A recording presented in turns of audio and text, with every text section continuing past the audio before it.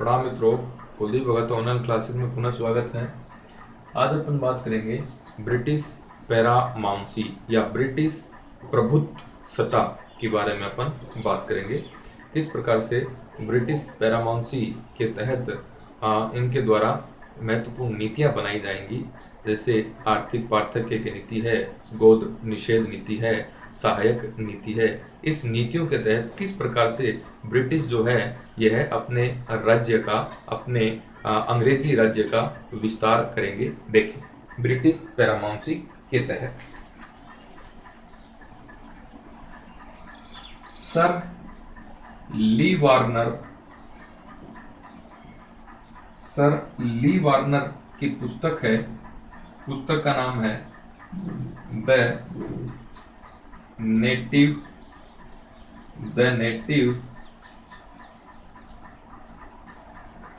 States of India. इसके अंदर अंग्रेजों के भारतीय रियासतों के संबंध को, जो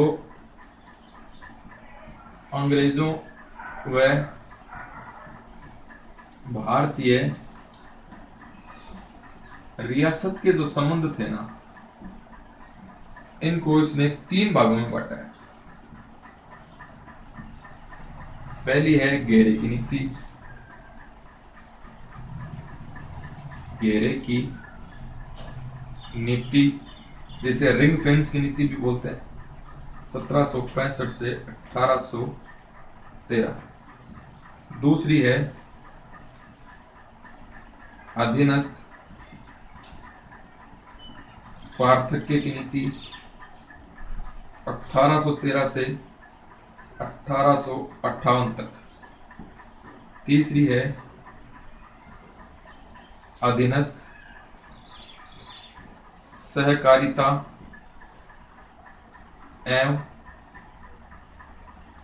संघ की नीति, यह है 1858 से 1919 तक। देखिए साहब, इसके अलावा अपन और देखते हैं रिंग फेंस या घेरे की नीति। रिंग फेंस की नीति का जो जनक है ये है वारेन हेस्टिंग्स। 1772 से 1785। सहायक संधि है, इसका जनक है लॉर्ड वेलेजली, 1765 से 1801। नेक्स्ट है व्यापकता का सिद्धांत। ये है डलहौजी का, 1848 से 1856 का। इंपॉर्टेंट बातें हैं, ध्यान में रखनी है, एग्जाम में पूछी जाती है। सबसे पहले अपन बात कर लें घेरे की नीति। घेरे की नीति या रिंग फेंस की नीति। उद्देश्य क्या था? इस नीति का उद्देश्य था बफर जोन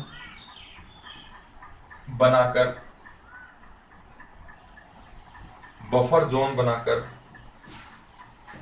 कंपनी की सीमाओं की रक्षा। रिंग फेंस के भीतर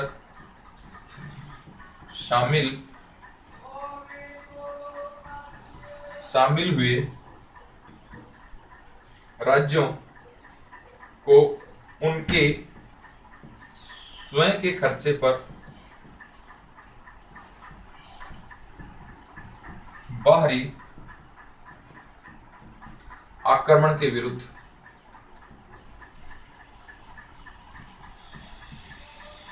सैन्य मदद देना।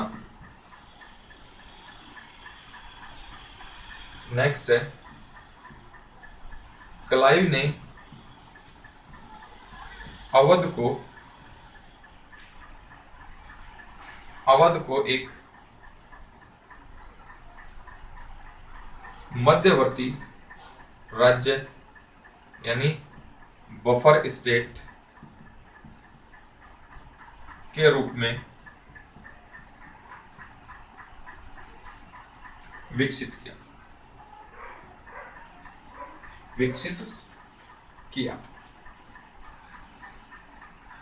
इसके बाद में अपन देखेंगे सहायक संधि। पहले देखिए इसको, सरली वॉर्नर है, इसने the native state of India के अंदर अंग्रेजों और भारतीय रियासतों के संबंध को 3 सोपानों में बांटा है। पहला है घेरे की नीति 1765 से 1813, अधीनस्थ पार्थक्य की नीति 1813 से 1818, अधीनस्थ सहकारिता एवं संघ की नीति 1858 से 1919। रिंग फेंस या मध्यवर्ती बफर स्टेट की नीति का जनक है वॉरेन हेस्टिंग्स है, 1772 से 1885। सहायक नीति या सहायक संधि का जो जनक है ये लॉर्ड वेलेस्ली है, 1765 से 1801 के मध्य।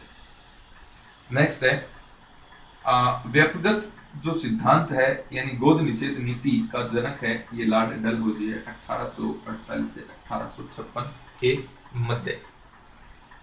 तीनों के तीनों क्वेश्चन है, इंपॉर्टेंट है, ध्यान में रखना है। पहले बात कर लेते हैं घेरे की नीति या रिंग फेंस की नीति।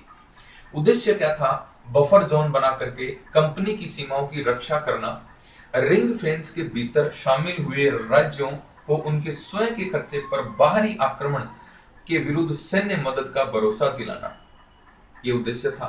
लॉर्ड क्लाइव ने अवध को एक मध्यवर्ती राज्य के रूप में विकसित किया था, बफर स्टेट के रूप में विकसित किया था। अंग्रेजों ने अपने साम्राज्य की रक्षा करने के लिए एक बफर स्टेट बनाया और सबसे पहले एक बफर स्टेट है ये किसको बना दिया गया? अवध को बना दिया गया।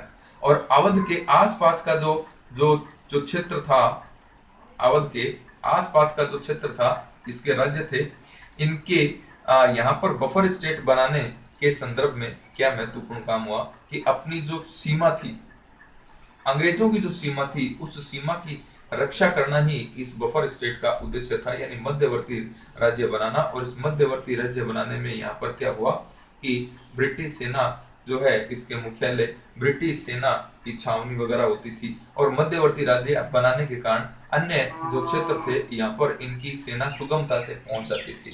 इसलिए इन्होंने बफर स्टेट को क्या किया था? विकसित किया था। तो पहला बफर स्टेट है, यह है कौन सा बनता है साहब? अवध का बफर स्टेट बनाया जाता है लॉर्ड क्लाइव के द्वारा। दूसरी नीति देखेंगे अपन सहायक संधि।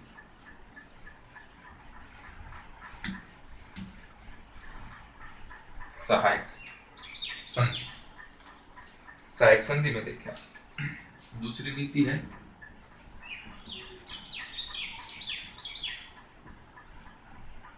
सहायक संधि। यह एक प्रकार की मैत्री संधि,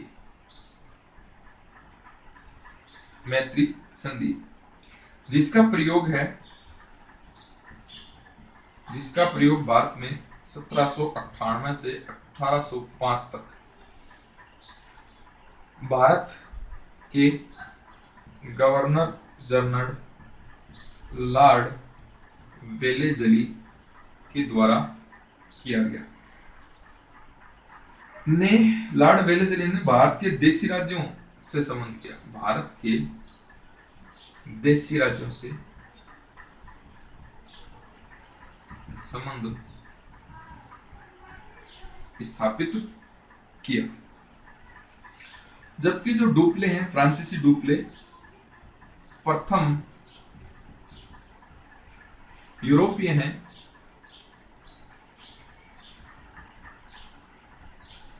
जिसने इस संधि का प्रयोग पहली बार भारत में किया। वेलेज़ली है, वेलेज़ली ने इसे व्यापक रूप से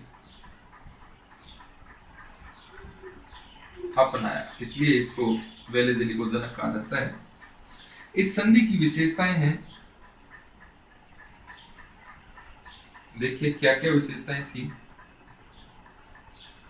भारतीय राजाओं के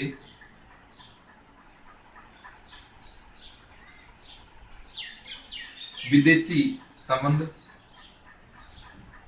कंपनी के अधीन होंगे, एक शर्त। दूसरी शर्त जो थी, बड़े राज्य अपने यहां अंग्रेजी सेना रखेंगे, सेना रखेंगे और इसकी जो कमान है यह अंग्रेजों के पास होगी।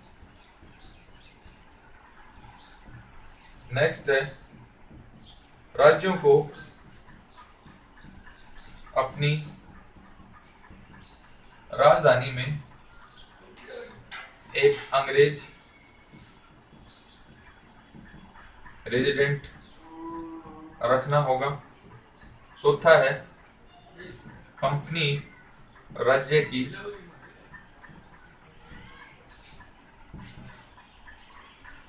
शत्रुओं से रक्षा करेगी। कंपनी राज्य के आंतरिक मामलों में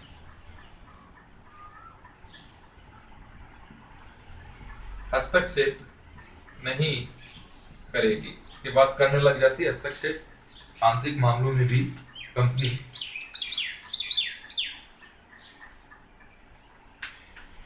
सहायक संधि है, सर्वप्रथम सहायक संधि 1798 में हैदराबाद के निजाम से की गई थी।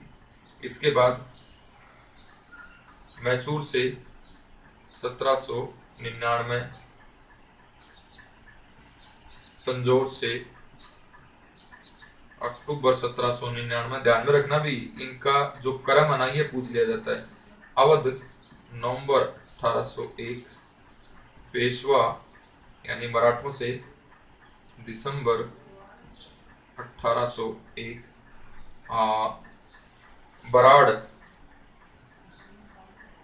बराड़ के भोसले से दिसंबर 1803 और सिंधिया से फरवरी 1804। ये क्या करी जाती है, संधि करी जाती है। किसके तहत? सहायक संधि के तहत। सहायक संधि थी, यह एक प्रकार की मैत्री संधि थी। इसका प्रयोग लॉर्ड वेलेज़ली ने 1798 से 1805 के तहत खूब किया। गवर्नर जनरल लॉर्ड वेलेज़ली है, इसने भारत के अंदर सहायक संधि अपनाई और देशी राज्यों के साथ में संबंध स्थापित किए। सहायक संधि का संस्थापक है, यह है फ्रांसीसी डुप्ले को माना जाता है, लेकिन इसका व्यापक रूप से पहली बार प्रयोग है। व्यापक रूप से प्रयोग किसने किया था? लॉर्ड वेलेज़ली ने किया था, इसलिए लॉर्ड वेलेज़ली को ही इसका संस्थापक मान लिया जाता है। नहीं तो पहला यूरोपीय कौन था जिसने पहली बार भारत में इसका प्रयोग किया? वो डुप्ले था। विशेषताएं देखिए, भारतीय राजाओं के विदेशी संबंध कंपनी के अधीन रहेंगे। बड़े राज्य अपने यहाँ अंग्रेजी सेना रखेंगे जिसकी कमान अंग्रेजों के हाथ में होगी। राज्यों को अपनी राजधानी में अंग्रेज रेजिडेंट रखना पड़ेगा। कंपनी राज्य की शत्रुओं से रक्षा करेगी। कंपनी राज्य के आंतरिक मामलों में हस्तक्षेप नहीं करेगी। ये शर्त या विशेषताएं थी इस संधि की। सर्वप्रथम यह संधि 1798 में हैदराबाद के निजाम से की गई। इसके बाद मैसूर से 1799 में, तंजौर से अक्टूबर 1799 में, अवध से नवंबर 1801 में, पेशवा से दिसंबर 1801 में, बराड़ के भोसले से दिसंबर 1803 में और सिंधिया से फरवरी 1804 के अंदर यह संधि की गई। इसके बाद में जो है ये है व्यक्तिगत का सिद्धांत।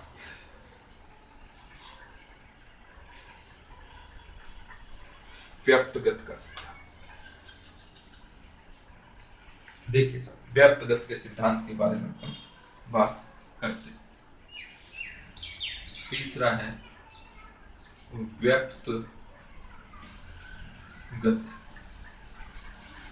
व्यक्तिगत का सिद्धांत।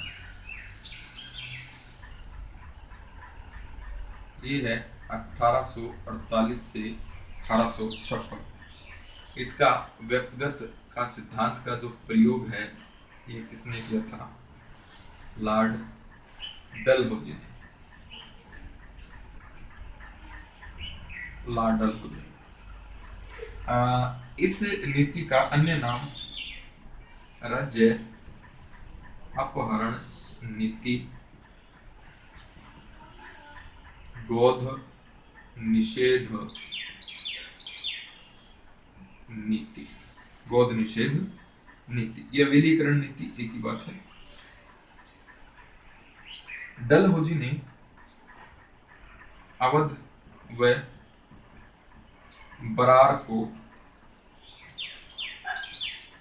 कुशासन का आधार बनाकर विलय कर लिया। अंग्रेजी साम्राज्य में क्या कर लिया? विलय कर लिया।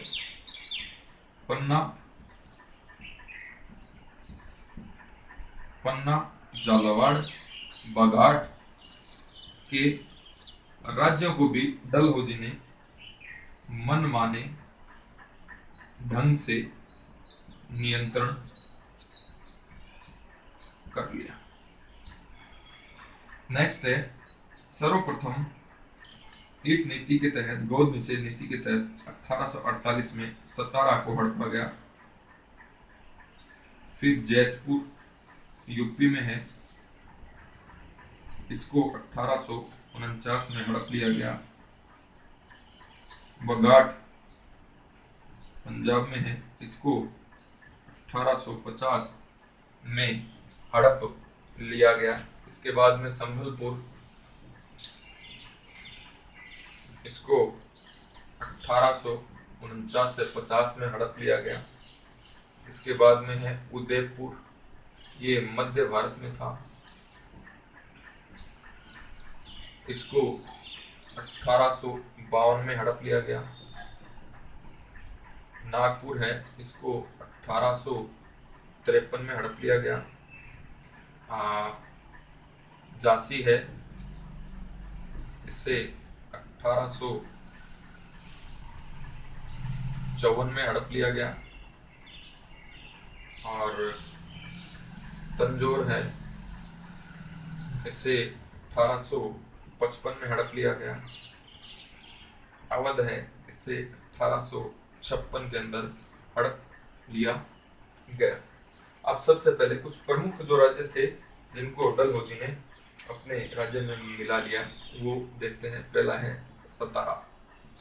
1848 में सतारा का विलयकरण हुआ गोद निषेध नीति के तहत। प्रथम शिकार था गोद निषेध नीति का। यहाँ का सतारा का जो राजा था अप्पा शाहिद था, निसंतान,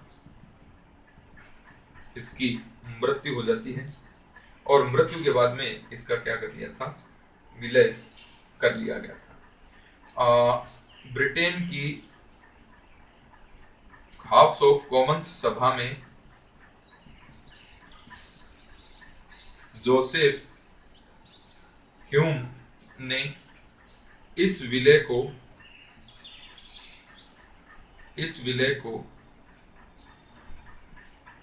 जिसकी लाठी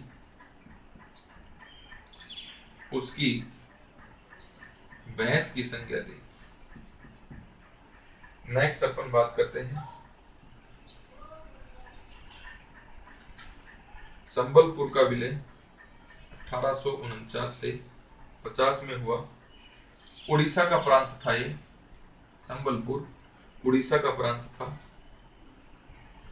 1850 में यहाँ का राजा नारायण था, जिसकी मृत्यु हो जाती है और निसंतान मृत्यु होने पर इस संबलपुर को भी क्या कर लिया जाता है, हड़प लिया जाता है। व्यक्तिगत सिद्धांत है 1848 से 56।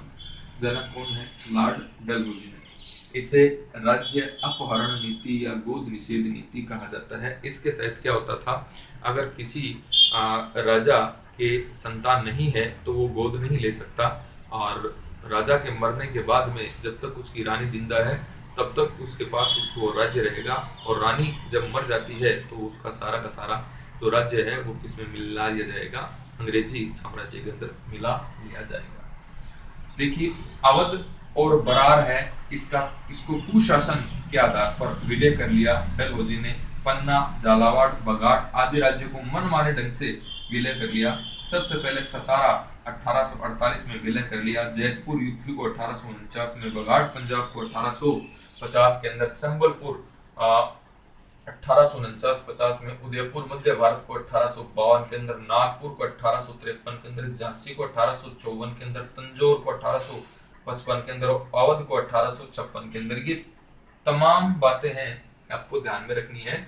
इस सिद्धांत के तहत ये क्वेश्चन पूछ लिए जाते हैं, या तो सीधा ही पूछ लिया जाता है या डेट का मिलान करने दे करके आपसे ये क्वेश्चन पूछ लिया जाता है। मिलान नहीं देता है तो क्रम से ये क्वेश्चन पूछ लिया जाता है कि क्रम बताएं गोद निषेध नीति के तहत।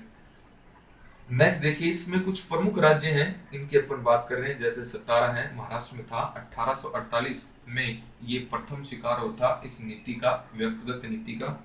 इसका राजा अप्पा शाहिद था, जो निसंतान मृत्यु हो जाता है, निसंतान मृत्यु को प्राप्त होता है, और इसके अप्पा साहिब के द्वारा गोद लिए हुए पुत्र को डलहौजी मान्यता नहीं देता है, और इसका विलय किस में कर लेता है, अंग्रेजी साम्राज्य के अंदर कर लेता है। लंदन की हाउस ऑफ कॉमन्स के अंदर जोसेफ ह्यूम जो इसका सदस्य था, उसने जो व्यक्तिगत सिद्धांत है, इस नीति को जिसकी लाठी उसकी भैंस की संज्ञा से संबोधित किया। संबलपुर है, इसे 1849-50 में, जो उड़ीसा का एक राज्य था, 1850 में राजा नारायण की मृत्यु हो जाती है, और संबलपुर को अंग्रेजी राज्य के अंदर क्या कर लिया जाता है, विलय कर लिया जाता है, विलय कर लिया जाता है। इसके बाद में अपन बात करेंगे तो देखिए आप, संबलपुर के बाद में झांसी, झांसी 1854, यहाँ का राजा था राव गंगाधर। इसकी मृत्यु के बाद में इसकी रानी लक्ष्मीबाई ने दामोदर राव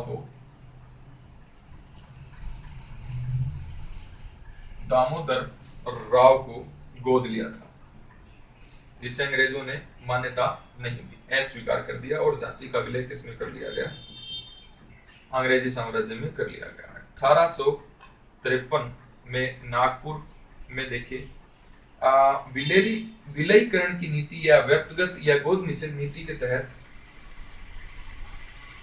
सबसे बड़ी रियासत का विलय हुआ, जो थी नागपुर। यहाँ का शासक था रघुजी। की मृत्यु के बाद में रानी ने यशवंत राव को गोद ले लिया था, जिसको अस्वीकार कर दिया गया। इसके बाद में देखिए बघाट पंजाब, ये भी इंपॉर्टेंट क्वेश्चन बनता है अभी। बघाट पंजाब और उदयपुर मध्य भारत की, राजस्थान को उदयपुर नहीं है, मध्य भारत राज्य को जब लॉर्ड कैनिंग गवर्नर जनरल बनता है तो पुनः लौटा देता है। बड़ा इंपॉर्टेंट क्वेश्चन है। पुनः क्या करता है, लौटा देता है। देखिए, झांसी है 1854 में विलय कर लिया जाता है। यहाँ का शासक था राव गंगाधर। इसकी मृत्यु के बाद में रानी लक्ष्मीबाई ने दामोदर राव को गोद लिया था, जिसको डलहौजी ने मान्यता देने से मना कर दी और झांसी का विलय किसमें कर लिया गया? ब्रिटिश साम्राज्य में कर लिया गया। नागपुर है 1853 में इसका विलय हुआ। यह इस नीति के तहत यानी व्यक्तिगत सिद्धांत की नीति के तहत सबसे बड़ी रियासत थी जिसका विलय किया गया। यहाँ का शासक था रघुजी, जिसकी मृत्यु के बाद में इसकी रानी ने यशवंत राव को गोद लिया था, जिसको डलहौजी ने मान्यता नहीं दी थी। बघाट पंजाब और उदयपुर मध्य भारत को लॉर्ड कैनिंग जब गवर्नर जनरल बना था तो इसे पुनः लौटा दिया था। ये बातें हैं, ये भी आपको ध्यान में रखनी है। इंपॉर्टेंट क्वेश्चन बनता है बघाट और उदयपुर वाला। तो ये बात थी ब्रिटिश पैरामाउंसी के बारे में। ब्रिटिश पैरामाउंसी में प्रमुख जो 3 सिद्धांत हैं वो आपको ध्यान में रखने हैं। कौन कौन से सिद्धांत? एक तो आपको ध्यान में रखना है घेरे की नीति, और दूसरी है सहायक नीति, और तीसरी है व्यक्तिगत का सिद्धांत। इसके बाद में अपन अगली क्लास में मिलेंगे। धन्यवाद।